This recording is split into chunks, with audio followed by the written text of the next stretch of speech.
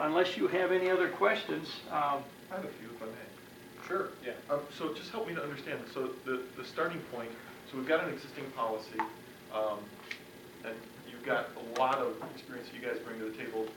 So do you, obviously, as we're guiding the team through this process, do you start with the existing policy, or you start with kind of a standard and then try to integrate the two? What's the normal approach? Here's what we do. We take the brand new because it has updated federal, state, Right. and the school code. Then, if you want to add anything to that, if you want to add a paragraph to that, we can do that. If you want to add a page, you're allowed up to 20 pages, full pages, before there's a charge. And nobody that I've had, I mean, I have 55 clients, and nobody has ever done 20 pages that I've drafted with. But you can include a paragraph, you can include a whole page in that particular policy. But the only thing we ask you is that if it's something new that has not been looked by your attorney, that you have your attorney look at that. Because like I had a client that two small school districts, Deerfield and Britain, and they merged together, and they became one, and it was one superintendent basically overseeing it, but the buildings were still in the separate towns. So what happened is that, you know how these schools, the older schools, have pictures from 1906 or whatever. Well, somebody took some pictures down in one of the schools, and the people that had relatives hanging up there and so forth said, who took those pictures down? And so forth. So they made a policy that the pictures are not to be removed unless the superintendent okays it. So, you know, again, that's kind of a unique to that particular school. But I'm sure that you would have some that you've had for 20 years here or whatever that you want to keep. But the key is that we need to cull through them, pick those Correct. out, and add them up. That's right. The things that make Taylor that are key kind of cornerstone policies that the board has worked on over time, you don't want to lose that, because prior boards have maybe spent significant time and money on crafting a policy that might be a really good policy. It just can be incorporated into the most current legal vernacular. So, you know, that's that opportunity. You know, I know from experience in my prior district, we were a NEWOLA client. You know, I heard you mention drones earlier. Our athletic conference, where I was up north, found that very handy, because rather than a bunch of different schools try and tackle policy work at an individual level, the athletic conference discussed just a universal policy that all schools would essentially adopt, that boilerplate to say, for all of our MHSAA recognized contests, there is no drone flying allowed. Because sure enough, like you said, technology changes policies pretty quickly.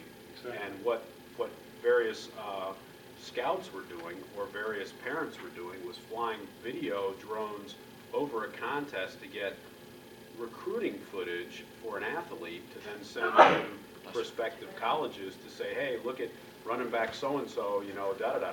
And so you've got this bird's eye. It got nutty really quickly.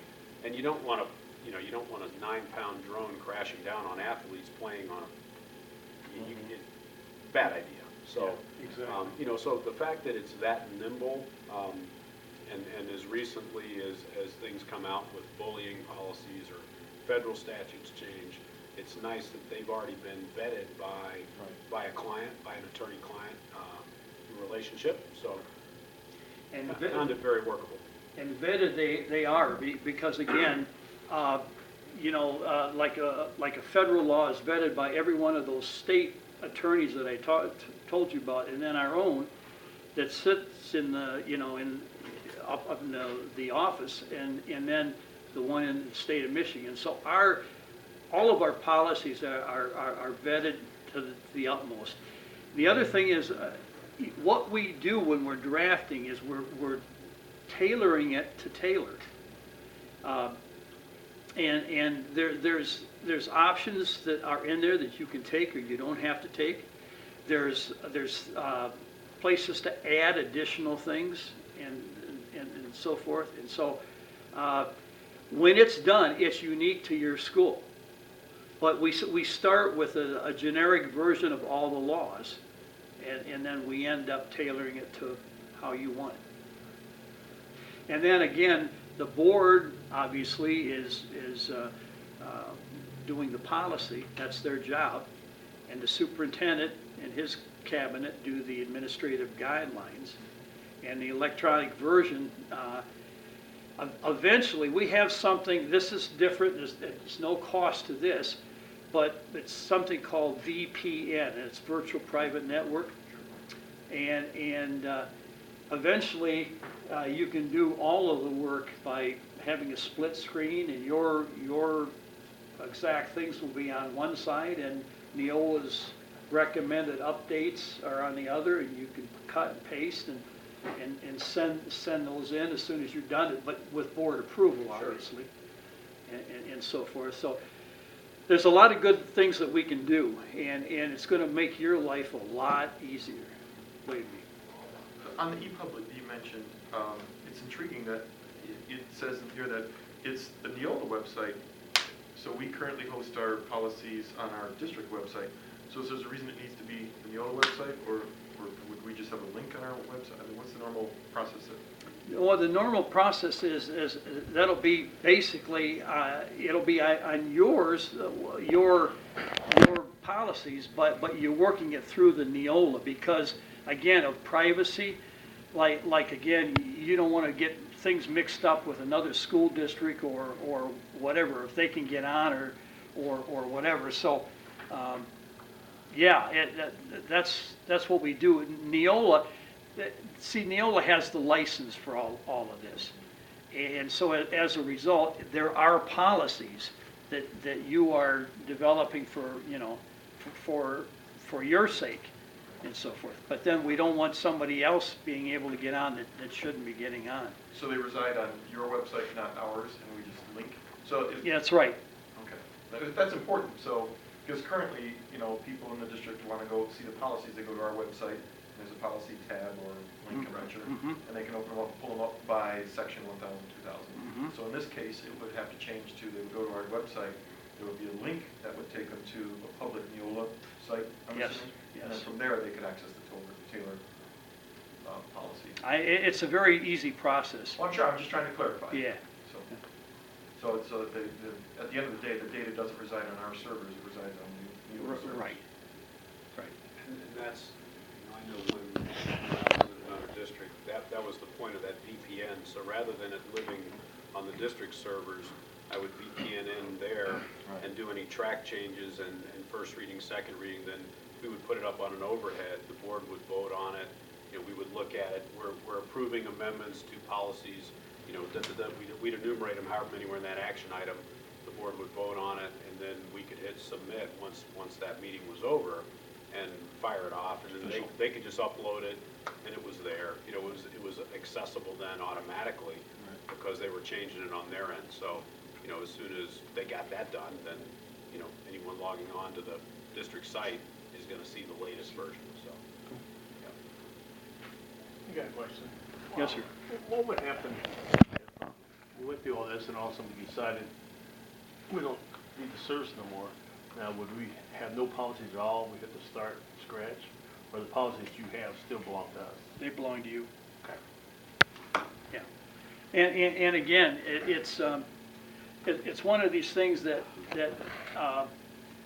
the associate comes out every 6 months, like I said, and